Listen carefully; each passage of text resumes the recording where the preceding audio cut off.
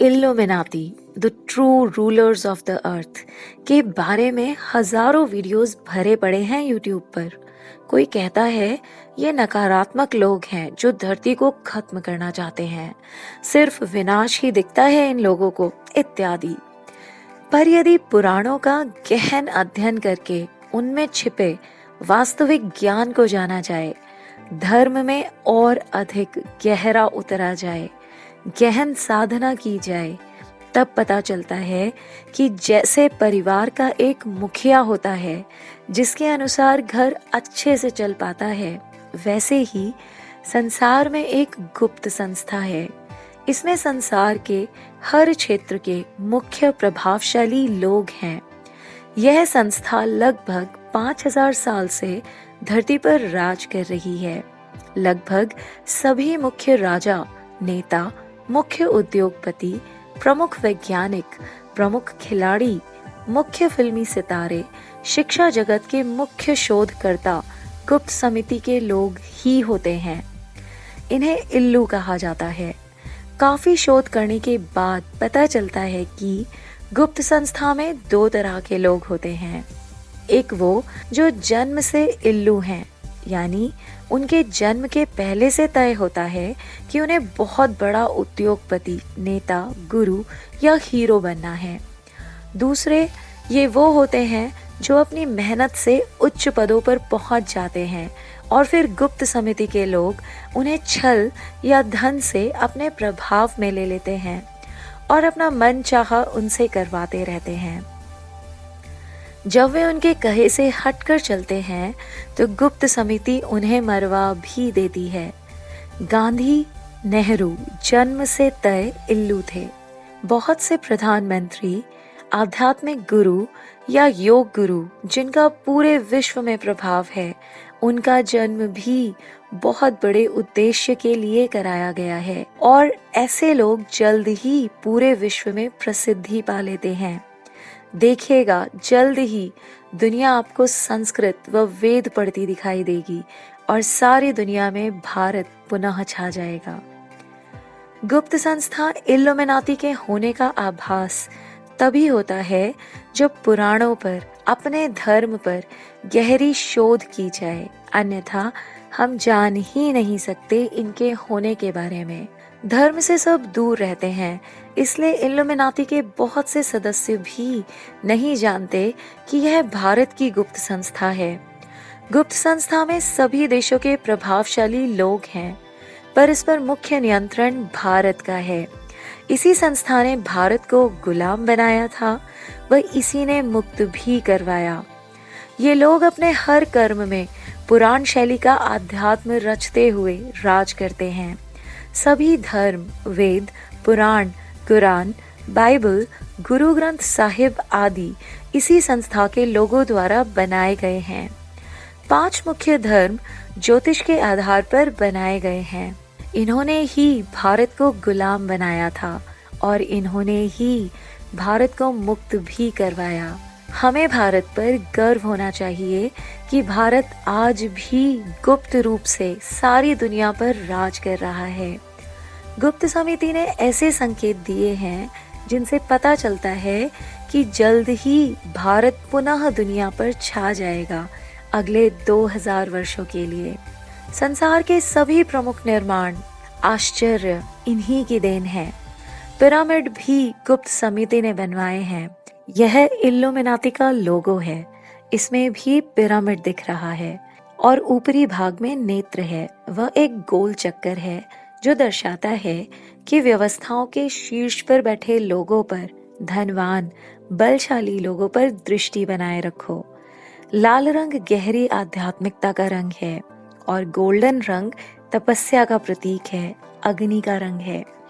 यानी गहरे आध्यात्मिक बनो और संसार को चलाने का तप करो, उसके लिए सहो, आध्यात्म के लिए सहो।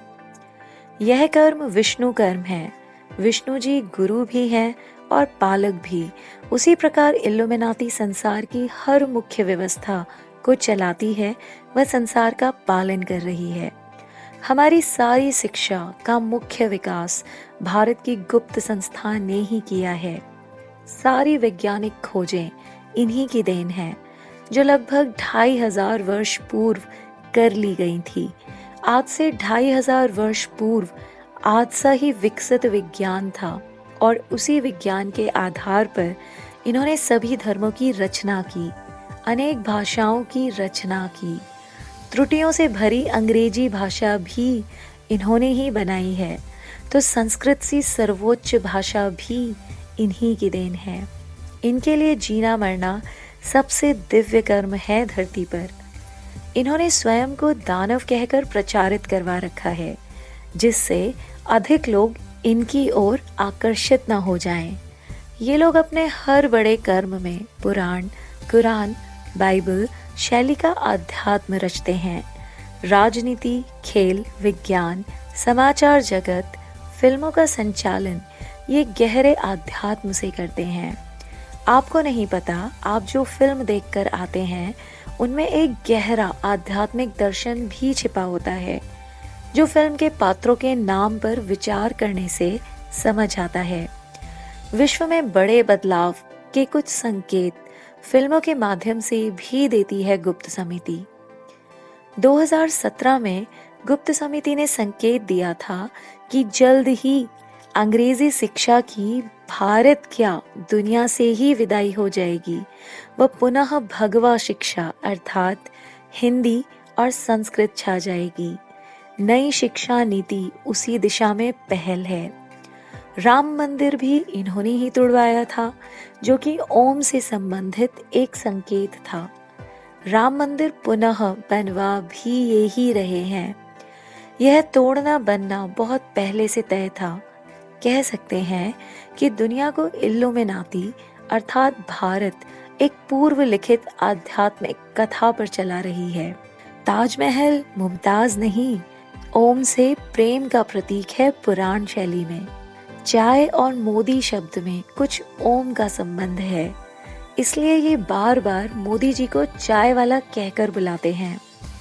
मोदी का पीएम बनना उनके जन्म से बहुत वर्षों पहले से तय था। उनका नाम तक कई वर्ष पहले से तय था।